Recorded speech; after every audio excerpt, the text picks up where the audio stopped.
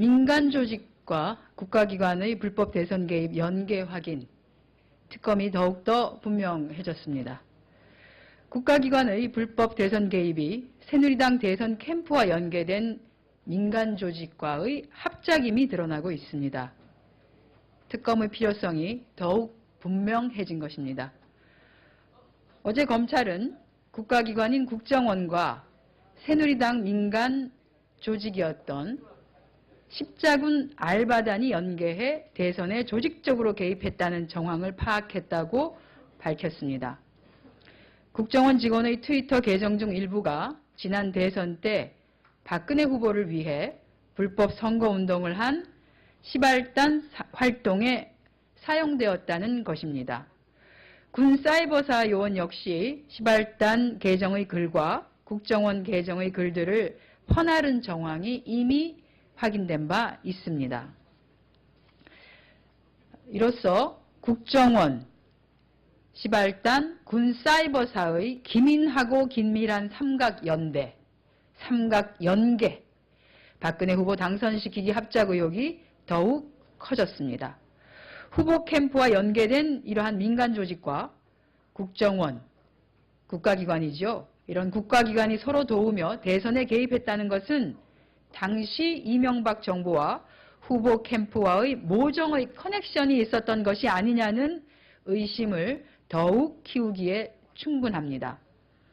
왜 현 정부가 김용판 무죄 만들기 프로젝트에 집착했는지, 헌정 질서를 유린한 국가기관의 불법 대선 개입 사건에 대한 특검을 왜 철저하게 회피하고 있는지 그 이유가 드러난 것이라고 할 수 있습니다.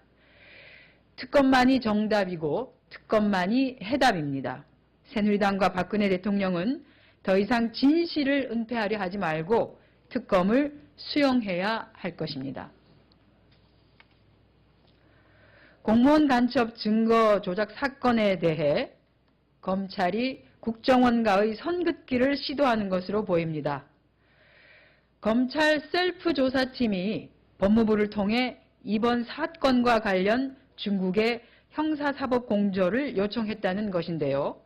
검찰은 이번 사건의 문제를 국정원의 자료 조작 여부로 집중하려고 하지만 검찰의 잘못까지 덮을 수는 없을 것입니다.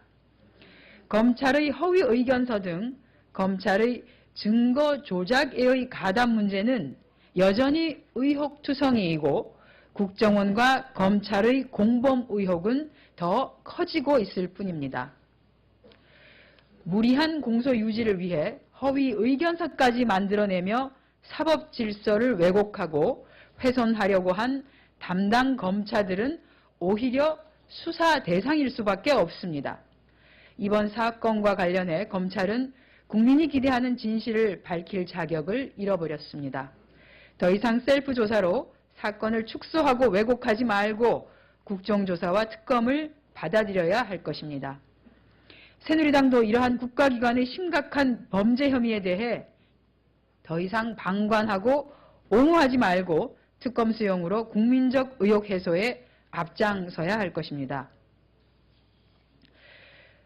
복지 사각지대 해소, 복지 정책은 전면적으로 재검토되어야 합니다. 서울 송파구 새 모녀 동반 자살 사건과 동두천 모자 자살 등 생활고를 비관한 동반 자살이 잇따르고 있습니다. 안타까운 죽음의 행렬이 제발 멈추기를 바랍니다. 정부의 맞춤형 복지 공약들은 왜 이렇게 힘들고 어려운 이들만 피해 나가는 것인지 안타까운 마음만 가득합니다.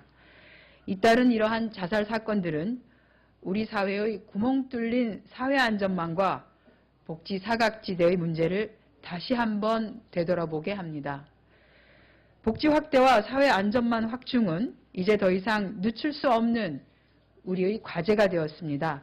안타까운 죽음의 행렬, 사회적 타살입니다. 이러한 사회적 타살을 막기 위한 특단의 대책이 요구됩니다. 계속되는 자살 소식에 복지부와 지자체 등은 뒤늦게나마 복지 사각지대 해소와 사회 안전망 관리에 대한 긴급 일제조사에 나서겠다고 밝히고 있습니다. 늦었지만 실효성 있는 대책들이 마련되기를 기대합니다.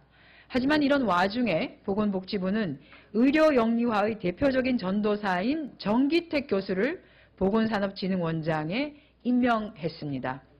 복지 확대, 특히 공공의료의 확대에 대한 정부의 의지와 진정성에 의구심이 드는 대목일 수밖에 없습니다. 정부는 이번 사건들을 계기로 복지 사각지대 해소, 사회 안전망 확충에 대한 보다 근본적인 정책 전환과 전향적인 노력을 보여야 할 것입니다. 민주당도 국민의 민생을 지키고 서민을 보호할 수 있도록 따뜻한 복지국가 실현을 위해 더욱 노력해 나가겠습니다. 공지 하나 드리겠습니다. 오늘 신당 추진단 회의가 오늘 오후 2시 국회의원회관 308호에서 열립니다. 많은 관심 바랍니다. 이상 오전 브리핑 마치겠습니다.